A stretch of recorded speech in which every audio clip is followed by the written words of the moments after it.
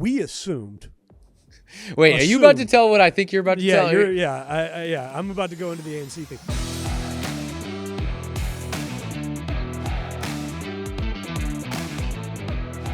Welcome into Impactful Conversations, stories and lessons for financial advisors. I'm your host, Dave Edgecombe. Joining me today, Jonathan Musgrave, founder of Steep Digital, Evan Ward, a financial advisor himself, but also a sales VP here at Impact, so sort of a player coach. He's got a really unique role and a really unique perspective on what we're going to talk about today, and that's what Jonathan's bringing to the table and what Steep Digital is bringing to the table in terms of their new, marketing venture. Is that how you would kind of phrase marketing adventure? There we go. Okay, so what's the adventure? Go ahead and set the stage for the advisor watching. Yeah, so we had the opportunity a couple of years ago to help partner with an independent filmmaker to promote educational events and showings of the film. And it kind of showed us that movies were a new opportunity for advisors to market. And so what we did, starting in January of 2024 and then through June of 2024 is we actually shot our own documentary style film. So the movie is called The Psychology of Retirement. And the idea is that it really is designed to help an advisor have a conversation after watching the movie about income planning. And, when we set out on this adventure, we decided, talking about all these ideas, what is the film going to be about? What's the main storyline? And really what we found is like the common thread between all advisors, whether you're like a life heavy practice or an AUM heavy practice or any type of advisor, is that everybody wants to have this conversation about income. And so interestingly enough, what we discovered is about 50% of the wealth in America is owned by baby boomers. But if you ask baby boomers what they're most concerned about, they're most concerned about running out of money, which is kind of counterintuitive. You have the most money and you're still concerned about money the most. And there's a really interesting study that's done that's found that only 1 in 5 people have a written retirement income plan. So what we ended up understanding early on is like this disconnect between how people are prepared and the way that they feel is primarily just a lack of planning. And so we talk about what is an income plan. And the nice thing about this from an advisor's perspective is that income doesn't exist in a vacuum. It's like a spoken hub with a lot of other relevant financial topics, like how long am I going to live? What's going to happen if the market freaks out? What's going to happen with taxation? How much will that cost me out of my qualified accounts? And so it gives us this opportunity to talk about a lot of different financial topics, but really at the heart of it, it's how do I take this big pile of money that I've saved and turn it into an income plan? And so I think at the end of the film, people are left with this question mark of like, who can help me with this? And so it's an awesome opportunity for an advisor who's hosting the event to naturally be the person who can kind of take the movie and take clients who've seen the movie in through their normal sales process and talk about income planning. So that's sort of the unique caveat to it is it's not a movie premiere where you're going to see the new Mission Impossible movie and just, doing a client appreciation event. This is prospecting, right? Is that kind of the intended audience that you're looking for? It's new prospects. I think Evan can tell you, like, we're good at filling up the theater with a lot of brand new people. So think of it like a seminar event on steroids with a lot more people. One of the nice things about theaters is they typically have much larger capacity than you might have at Ruth's Chris Steakhouse. And so, clients are really, really attuned and interested in attending these types of events. And then you have these venues that have 75, 100, 120 seat theaters, and they'll come and show up and watch your movie. And it's been a great opportunity, kind of like a seminar replacement for a lot of advisors. Yeah, we've got Evan here because Evan does have that unique perspective of you've utilized this. You've gone ahead and did one of these movie premieres in your practice. What did you, 30,000 foot, just real quick. What stood out to you when you used this? Yeah, I couldn't agree more with Jonathan. Is not only is it a different kind of venue, you can fit more people, it's just a different opportunity. But my background, I've done a lot of radio and seminars. And so that's primarily what we've done along with referrals to generate leads. Well, commonly, the folks that came to the movie event, pretty much said, never heard my radio show. They don't go to dinner seminars. They weren't really sure they wanted to go to this, but it felt like a different something to approach. Do. Correct. And so it was much less intimidating. It was just a different, you're fishing from the pond that you want to fish from, but with a slightly different bait. And the folks that weren't attending our other ways we were trying to get them in the sales process were attending this. And so that would be my biggest add-on to what you said is we just got a different kind of prospect there that we wouldn't have got with every other way we had been fishing. and it's not all roses. I do want to get into some of the pain points that maybe you experienced and just what you've seen from other advisors and what they've struggled with. But in terms of the movie, who you got in it? Because I know I watched it, and a lot of the people didn't necessarily move the needle for myself as just, a 35-year-old dude. But you've got people that demo, boomers, and people that are of that retirement age are gonna see this name or see this person and say, "Oh yeah, this is good information." Absolutely. I think there are some people that are going to be recognizable household names, but even throughout the film, we do a good job of building up and edifying these people so that at the time they're presenting in the movie, they do have credibility. The first and foremost kind of key expert in the film is Morgan Housel. And Morgan's really well known for writing a book called The Psychology of Money. I think for 3 years it was a New York Times bestselling book. He's since written a second book that was also a New York Times bestseller called Same as Ever, and he has a third one coming out. It's actually all about spending money that'll come out here shortly. But Morgan, I first met him at an event with a bunch of financial advisors, and I heard this guy, and I'm like, he would be great to help tell this story. But I think what he's good at, he literally starts out the film and he's like, I'm not a financial advisor, I'm not an investment advisor, I'm just really intently interested in how people make decisions about money. And so he kind of disarms the audience early on. It's like, this is not some guy who's trying to sell me or pressure me, but he has a really interesting psychological look at how people make decisions. And that is very reflective as we talk to some of the other experts. Some of the other people that you would be interested in, David Walker was the former Comptroller General of the United States. I think he's held some sort of cabinet position in, I think, every except for one of the last 6 presidential administrations. Becky Swansberg, also super involved in Washington, one of the foremost experts in taxation and policy risk. Rodney Brooks, who was a writer for USA Today for a number of years. David Dooley, Justin Fitzpatrick.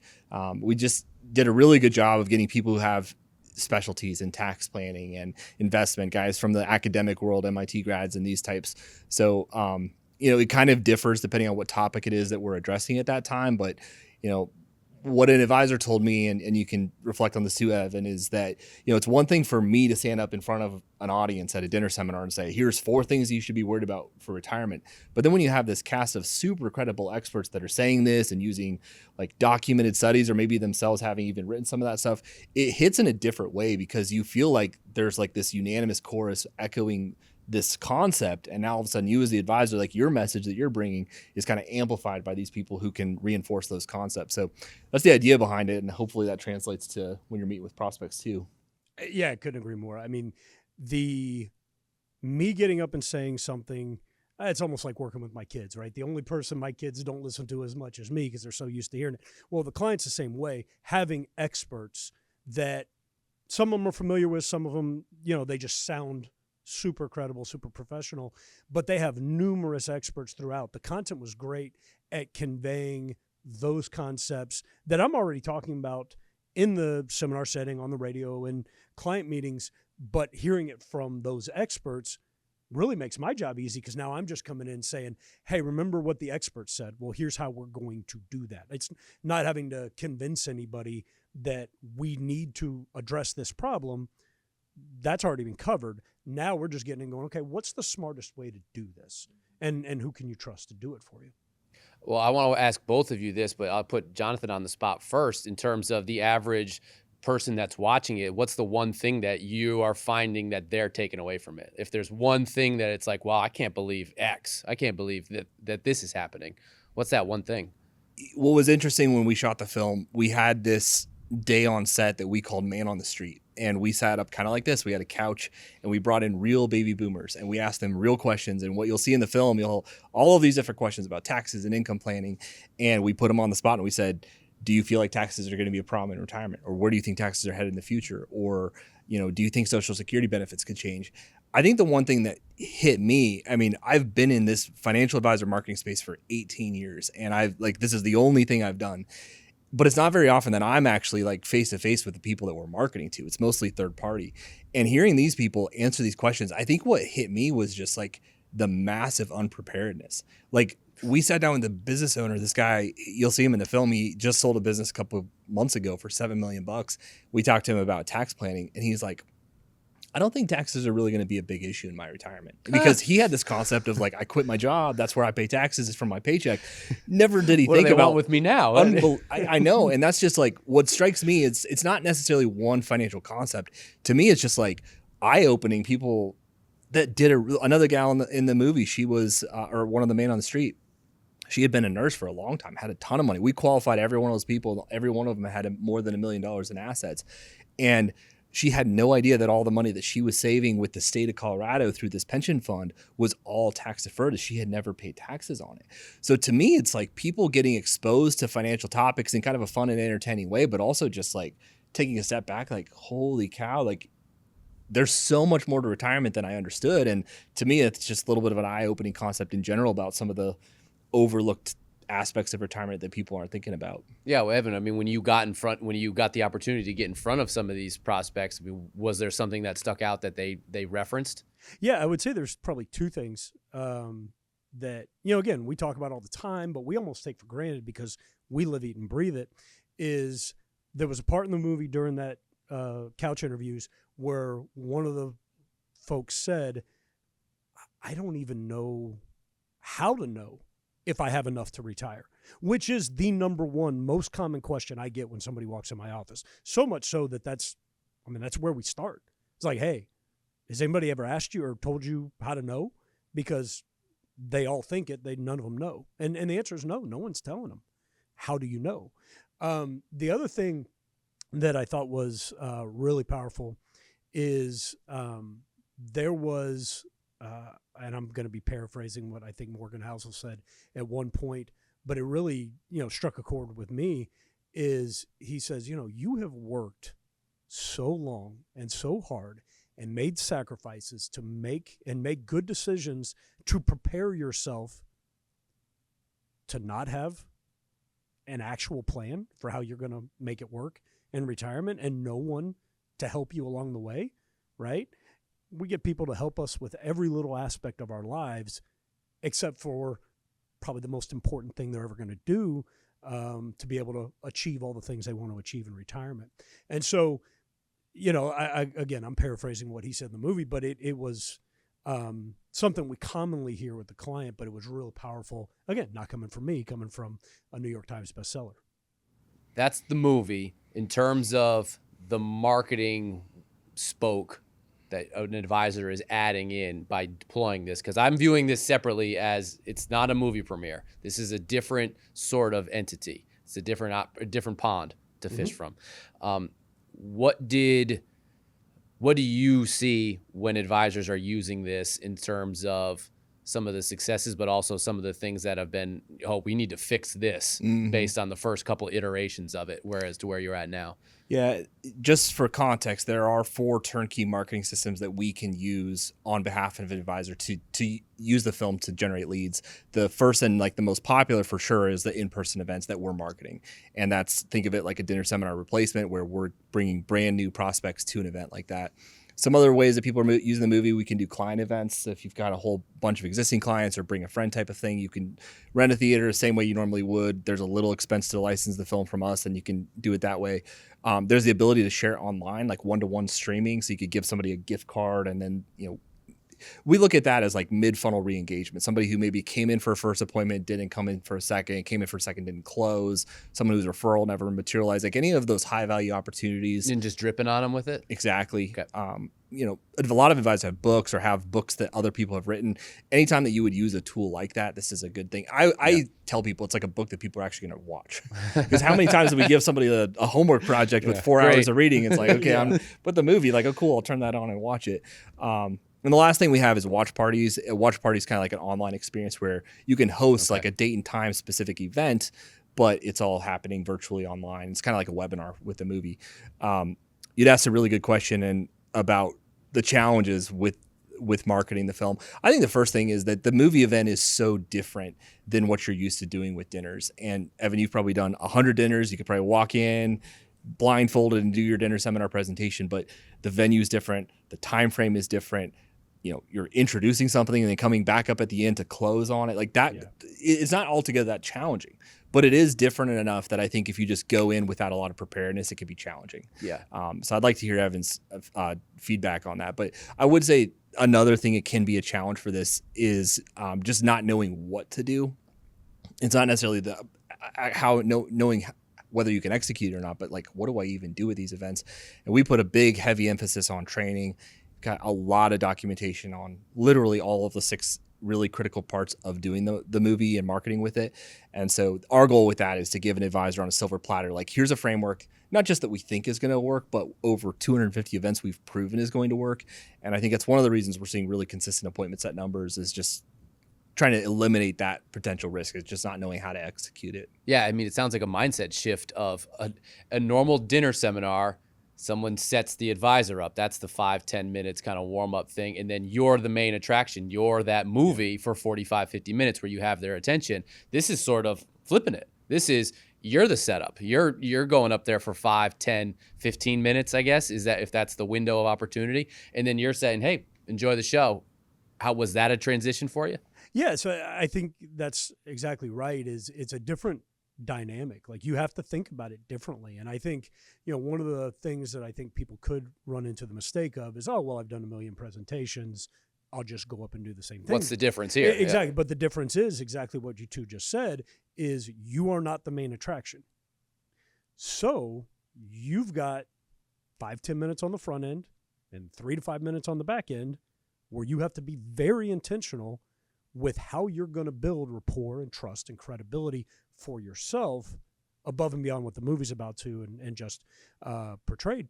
And so I had to kind of rethink. I mean, it's almost like giving a 10-minute seminar at the beginning of the presentation. I had to be very, cut down to the exact message that I wanted to deliver on the front end to make sure that I set myself up for success. But one of the best things about the process, I think Steep does a phenomenal job with, is Jonathan has a ton of videos on the site that say, hey, you're 2 weeks out. You're thinking about what to do. Make sure you do this. You're about to give the presentation. What should your staff be doing? You're going to give the presentation. What do you say in the first 5-10 minutes? And what do you say on the back end? And I mean, I don't know why you wouldn't use that resource, but man, if you're even considering doing this, that's a must do. Like, you have to do that, because it's just a different game, right? And so if you go in thinking you're going to play the game like a basketball game and it's a football game, well, guess what? It ain't not going to go as well as it could. It'd still probably be fine if you're good at what you do, but if you have that intentionality of, okay, I'm going to treat this a little bit different. So the positives, I would say, I mean, we had great attendance. We were actually a little worried that we would run out of space, but I guess that's a good, in. I mean, yeah, a that's good problem thing. to have. Absolutely. How many people did you have? The room held 85, and we had we checked in 80 people, but there was some drop off there. Yeah. I think we had 75 to 78 actually in the room, not including my staff.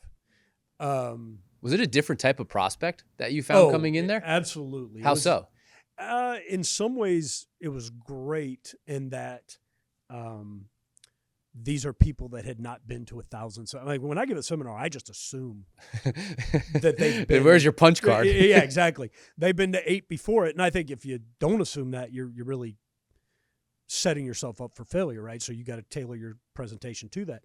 In this, it was just a lot of people that had usually never been to any of these. In fact, completely green, had no one that had ever helped them, and not really trusted anybody for that, but kind of understood, especially after the movie, man, I really do need to trust somebody. Now it's just a question of whether that somebody's me, which is whether I did my job or not.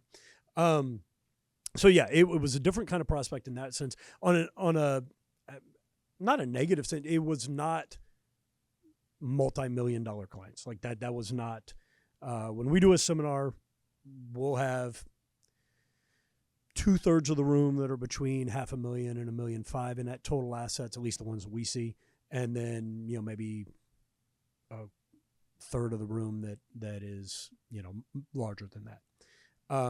this was much more across the board and skewed a little lower. But again, it was also a lot easier because I wasn't in a competitive situation. I wasn't having to untrain somebody who had been to 7 sales pitches, seminars where the guy just hard sold them, and I had to convince him, well, no, I'm not about the hard selling. Like, it was none of that. It was just like, man, we've been searching for somebody to help us with this.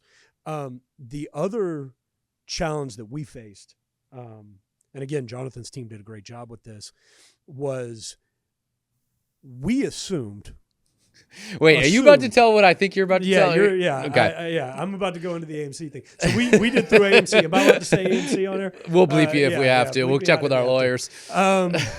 We assumed, and ultimately it was a great experience, but we did it through our local AMC, and you bought the deal through the corporate AMC.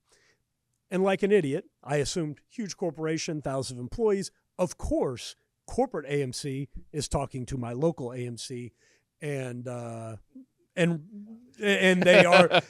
Go figure. A few weeks ahead of time, we're calling. Fortunately, my staff just decided, hey, let's just call and make sure they don't need anything last minute. And they had no clue what we were talking about. They had never done anything like this before, which in some ways is extremely positive because that tells me you're first to the. I'm fishing in a pond no one else has ever been to, frankly, but definitely not there, which is great. But, as with anything new, the local staff was great, but they had not been communicated to by AMC Corporate, and they hadn't done any of the things, so we had to help them along the way. But once we realized they didn't know, it was pretty easy to go, okay, let's get you talking to Steve. Let's get you talking to whoever our contact was at the corporate office. And it was easily fixed. But, man, that could have been a huge problem if we hadn't and frankly, not me. It didn't occur to me. Just luckily one of my staff members was like, hey, I'm just going to on my own make this call, and identified that problem. So I would say one of the things, if I was coaching one of my advisors on doing this, would be make sure that you are not assuming that those two anything really. Yeah, but yes, that disconnect was eye-opening when you told me about it initially. And it makes all the sense in the world once you realize that there's a problem. It's like, oh, of course, I shouldn't have assumed that, but it didn't even occur to me. So that was a bit of a learning curve. But like I said, Jonathan's team jumped on a Friday in, fixed it, got it right.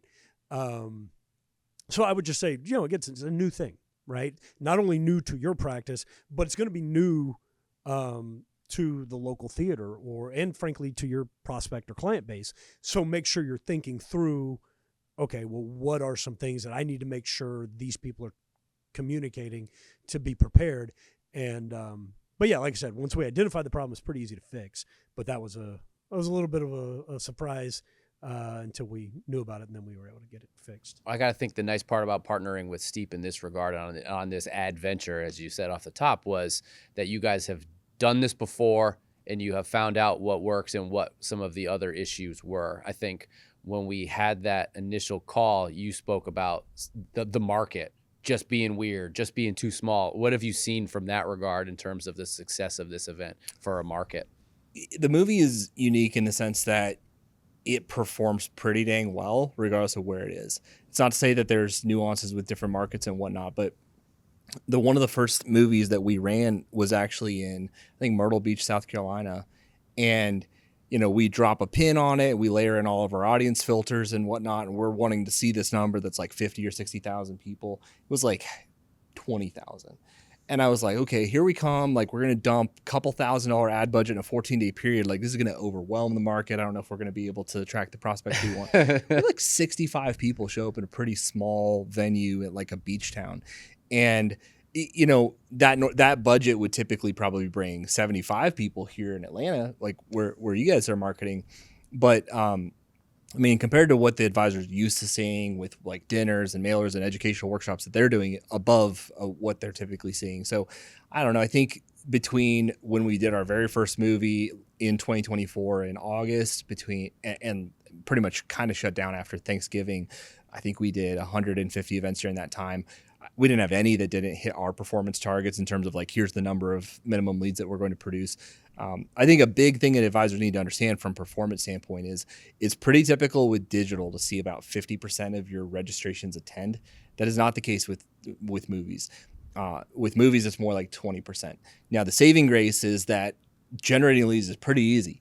We can get a lot of people signed up for these events, but essentially what we're doing is we're trying to say, okay, don't freak out when I say this, Evan, but you want 100 people there, we're going to get 500 people registered. Yep. And I promise it's going to work out. But that 20% number tends to be very reliable. It might be 19, it might be 21, but that number's really close. My opinion, and I think the reason that it is the way it is that you see an ad on Facebook and if you don't sign up right that second, like, you might never see it again. Yeah. So I think we're kind of preying on people's impulse and thinking like, oh gosh, like this is something different. I want to go, or maybe I want to go, but I don't know if I can go, but I need to talk to my wife before. So let's just sign up right now. And then we're really going to make our decision whether we're going to attend later on or not. I think it's kind of a two-edged sword, like in a positive way. You're going to have a room full of people like you experience. But then also, if you're trying to grow your email list and send out messages to people and invite them to events in the future, or just have a drip campaign, now like you're rapidly expanding your sphere of influence by building your email list along the way. But I mean, that's certainly a challenge. And I've had more than a few conversations with advisors, like 1 out of 5, that's a low number.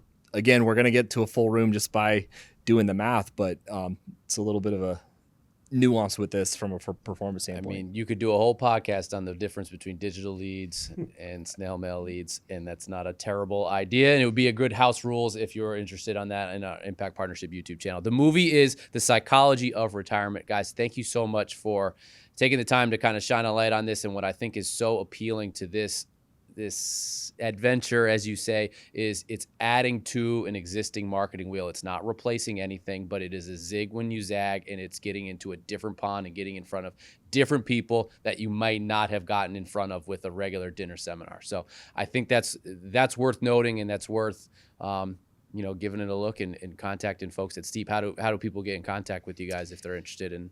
You can just go to steepdigital.com, get in touch with us. If you'd like to, if you're watching the podcast, reach out to your marketer at Impact. We'll give you guys a code where you can share access to the film for free. It's not something I want to post out there publicly, but if you chat with the guys at Impact, we'll get you a code to watch it for free.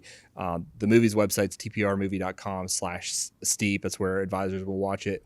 But yeah, I mean, we're really here to serve you guys, and first and foremost to serve advisors, and also like in partnership with Impact, make that even more powerful. But welcome to call us. Call your Impact rep as well, and they'll have all of our info too. Jonathan, thank you so much. Evan, thank you so much. Like and subscribe to our Impact Partnership YouTube channel. I mentioned House Rules. Selling with Stories is a great resource as well. So thank you guys again. Like and subscribe, and we'll see you next time.